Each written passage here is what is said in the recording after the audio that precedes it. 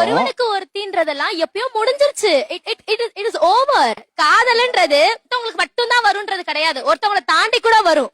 ஒரு நாய்க்கு விதவிதமான உணவுப் பொருட்களை முன்னால் வைத்தாலும் அது நரகளை உண்பதை தான் விரும்பும்.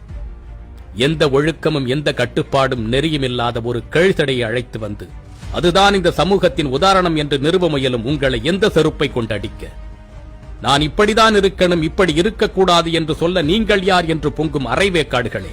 10 பேரை வைத்து 1 மணி நேரம் நிகழ்ச்சி நடத்தக்கூடிய உங்களுக்கே நெறியாளர் என்று ஒருவர் தேவைப்படுகின்றது. இந்த நிகழ்வில் இப்படிதான் பேச வேண்டும், இதை பேசக்கூடாது, இதை செய்ய வேண்டும், இதை செய்யக்கூடாது என்று கட்டுப்படுத்துவதற்கு ஒருவர் தேவைப்படும் பொழுது ஆயுள் முழுவதற்கும் கோடான கோடி பேர்கள் ஒன்றாக இணைந்து பிணைந்து வாழக்கூடிய வாழ்க்கைக்கு எப்படிப்பட்ட நெறிமுறைகளும் கட்டுப்பாடுகளும் தேவை? மனித உருவில் இருப்பதனால் எல்லாம் மனிதனாகிவிட முடியாது. பேசத் தெரியாத நல்ல சிந்தனை கொண்டவர்களை ஒரு பக்கம் அமர்த்தி எதை வேண்டுமானாலும் பேசலாம் என்று நினைக்கக்கூடிய சாக்கடைகளை ஒரு பக்கம் அமர வைத்து அவர்களை தூக்கி பிடிக்கும் உங்களுக்கெல்லாம் யார் நெறியாளர்கள் என்று பெயர் வைத்தது? ஒரு குடிகாரனை கூட கொண்டு வந்து பேச வைத்தால் அவன் பேச்சு திறமை மிக்கவனாக இருந்தால் குடிப்பதுதான் சிறந்தது என்று நம்மையும் நம்ப வைத்து விடுவான். ஒரு பாலியல் குற்றவாளியை கொண்டு வந்து அமரச் செய்து அவன் பேச்சாற்றல் மிக்கவனாக இருந்தால் அவன் செய்ததில் எதுவுமே தவறில்லை என்று நமக்கே புத்தி சொல்லி விடுவான். எதை வேண்டுமானாலும் விவாதிக்கலாம், ஆனால் அது சமூக அறத்தை கொலை செய்து விடக்கூடாது.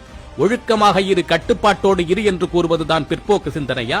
கண்டபடி வாழ்ந்து கொள் என்று கூறுவதற்கு பெயர்தான் சுதந்திரமா?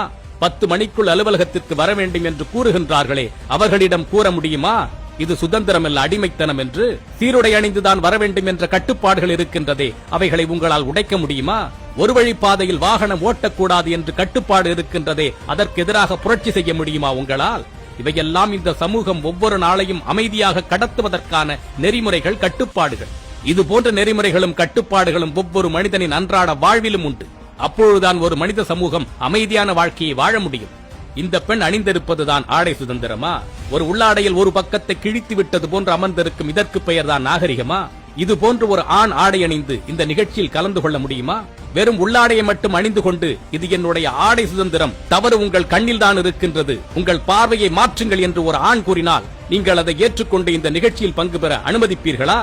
தாய் சார் அவங்க சார், ஊரை ஏமாத்தாதீங்க சார். இந்த மாதிரி எல்லாம் பேசி இந்த நிகழ்வில் ஒருவர் கூறுகின்றார், பெண் என்றவர் தாய் இல்லையா சார் என்று கேட்கின்றார். உடனே நெறியாளர் இப்படியெல்லாம் ஊரை ஏமாற்றாதீர்கள் என்று கூறுகின்றார். அப்படி என்றால் பெண்ணை என்னவென்று கூற வேண்டும்? கேர்ள் ஃபிரெண்ட், பெஸ்டி, கிரஷ் என்று சொல்லி உங்களுடைய வக்கரங்களை தீர்த்துக் கொள்ள வேண்டுமா?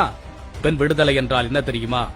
எந்த ஒரு இடத்தில் நீ ஒரு பெண், உன்னால் படிக்க முடியாது, உன்னால் பதவிக்கு வர முடியாது, உன்னால் நிர்வகிக்க முடியாது, உன்னால் மேலாண்மை செய்ய முடியாது, ஆட்சி செய்ய முடியாது என்று நீ புறம் தள்ளப்படுகின்றாயோ, நீ ஓரம் கட்டப்படுகின்றாயோ, நீ உதாசீனப்படுத்தப்படுகின்றாயோ, அந்த இடத்தில் மீண்டு எழுந்து வந்து என்னால் படிக்க முடியும், என்னால் பதவிக்கு வர முடியும், என்னால் நிர்வகிக்க முடியும், என்னால் இந்த நாட்டையே ஆட்சி செய்ய முடியும் என்று நிரூபித்து காட்டுவதற்கு பெயர்தான் பெண்ணியம். ஆண் பண்ற பொறுக்கித்தனத்தெல்லாம் நானும் பண்ணுவேன் சொல்றது பெண்ணியம் அல்ல. நீங்கள் தாலி அணிந்து கொள்வதோ அணியாமல் இருப்பதோ உங்களது விருப்பம். நீங்கள் மெட்டி அணிந்து கொள்வதும் அணியாமல் இருப்பது உங்களது விருப்பம். இந்த உலகத்தில் இருக்கும் அத்தனை பேரும் தாலி அணிந்து வாழவில்லை. வேறு வழியே இல்லை என்று சொன்னால் மறுமணம் செய்து கொள்வது கூட தவறில்லை. ஆனால் ஒருவனுக்கு ஒருத்தி என்று கூறுவது ஒரு ஆழமான நம்பிக்கை, ஒரு வாழ்க்கை துணைக்கு மற்றொரு துணை கொடுக்கக்கூடிய உத்தரவாதம். அது உனக்காக நான் இருப்பேன், உனக்காக மட்டும் நான் இருப்பேன் என்று சொல்லக்கூடிய அங்கீகாரம். அது இந்த நம்பிக்கை தான் மனித குலத்தின் அடிப்படை. ஒவ்வொரு உறவும் ஆழமான நம்பிக்கையின் அடிப்படையில் தான் செயல்படுகின்றது. இந்த நம்பிக்கை பெற்றவர்களுக்கும் பிள்ளைகளுக்கும் இடையில் உண்டு. இந்த நம்பிக்கை உறவுகளுக்கும் நண்பர்களுக்கும் மத்தியில் உண்டு. இந்த நம்பிக்கை வேலை பார்க்கும் இடத்தில் உண்டு. நம்மை நம்பி வரக்கூடிய ஒவ்வொரு மனிதருக்கும் நாம் கொடுக்கக்கூடியது. அப்படி கணவன் மனைவிக்கு இடையே கொடுக்கக்கூடிய ஆழமான அழுத்தமான அங்கீகாரம் மிக்க நம்பிக்கைக்கு பெயர்தான் உனக்காக நான், எனக்காக நீ, ஒருவனுக்கு ஒருத்தி என்பது. அப்படிலாம் என்னால வாழ முடியாதுங்க, நான் என் இஷ்டப்படிதான் இருப்பேன்னு சொன்னா நீ ஒரே நேரத்துல 4 காதலர்களோட கூட வாழ்ந்துக்க. உன்னோட வீட்டுல இருக்கக்கூடிய ஆண்களுக்கு பெண்களுக்கு அதற்கான வாய்ப்புகளை கூட நீ ஏற்படுத்தி கொடு. ஆனால் அதுதான் உலகத்துல சிறந்தது, அதுதான் உலகத்துல உயர்ந்தது, அப்படிதான் வாழணும்னு சொல்லிட்டு இந்த சமூகத்திற்கு பாடம் எடுக்காது. அதற்கான அருகதை உனக்கு கிடையாது. ஏற்கனவே இந்த சமூகமும் இளைய தலைமுறையை எங்க போறன்னு தெரியாம தட்டு தடுமாறி தடம் மாறி தரிகட்டு போயிட்டு இருக்கிறாங்க. பள்ளியில படிக்கக்கூடிய சக மாணவனை அடித்துக் கொள்வதெல்லாம் சாதாரண நிகழ்வு போன்று ஆகிவிட்டது. கேவலமான இச்சைகளுக்காக தன் கணவனை ஆள் வைத்து கொலை செய்வதும், பிள்ளைகளை கொலை செய்வதும், இன்னும் எவ்வளவோ பஞ்சமா பாதகங்களை செய்வதெல்லாம் ஒவ்வொரு நாளும் அன்றாட நிகழ்வுகளாகிவிட்டது.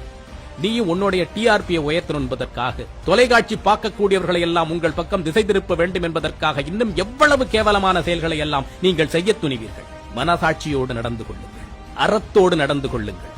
அறநெறி பிழைத்தோர்க்கு அறம் கூற்றாகும். எனக்கு ஒரு சந்தேகம், ஒருவனுக்கு ஒருத்தின்னு சொல்லக்கூடியது ஒரு ஆணை பார்த்து நீ ஒழுக்கமாயிரு ஒருத்தியோட வாழுன்னு சொல்லக்கூடிய ஒரு கட்டுப்பாடு, ஒரு நெறிமுறை. ஒரு ஆணை பார்த்து நீ ஒழுக்கமாயிரு ஒருத்தியோட வாழுன்னு சொல்லும் பொழுது ஏன் சில பெண்களுக்கு கோபம் வருது? ஆண் ஒழுக்கமா இருக்கிறதுல உங்களுக்கு சில பிரச்சனைகள் இருக்கா? சிந்திப்போம். மற்றொரு பதிவில் சந்திப்போம். தமிழனாய் பிறந்தேன் என்ற பெருமையுடன் விஜய் சீதாராம்.